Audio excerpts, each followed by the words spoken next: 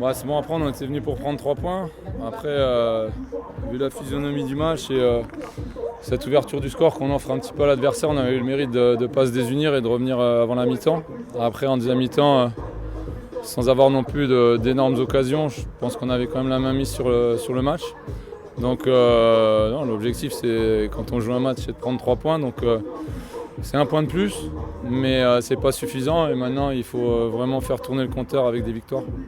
Et qu'est-ce qui aurait pu faire quels éléments vous aurez pu mettre en place pour inverser la tendance? Qu'est-ce qui a manqué finalement pour prendre ces 3 points?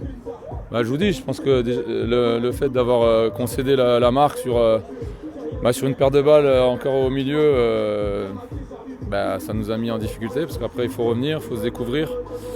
Le plan de jeu reste à peu près le même. Si on était arrivé à la mi-temps à -1, j'aurais changé de système, au moins un joueur, pour repasser dans un autre système et puis jouer de manière plus offensive. Après, avec cette organisation avant la mi-temps, on est resté sur ce qu'on faisait et malheureusement on n'a pas réussi à convertir une des quelques situations qu'on a pu avoir.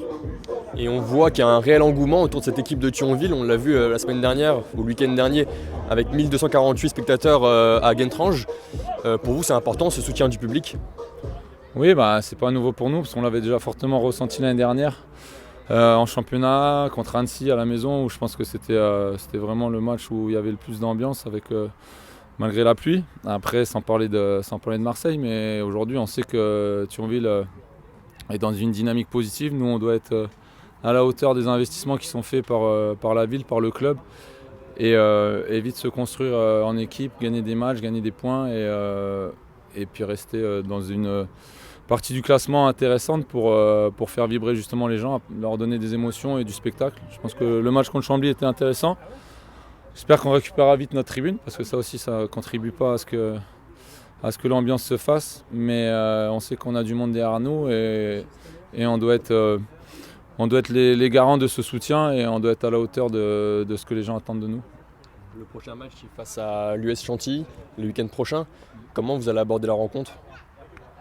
De la même manière que tous les matchs, on va préparer la semaine pour les battre. On a forcément aujourd'hui à ce niveau-là des vidéos sur les adversaires comme ils en ont sur nous. Donc voilà, on a toujours une petite semaine d'avance sur ce qui nous attend. Donc on sait très bien contre qui on va jouer. Une équipe aussi qui est dans une bonne dynamique depuis sa montée.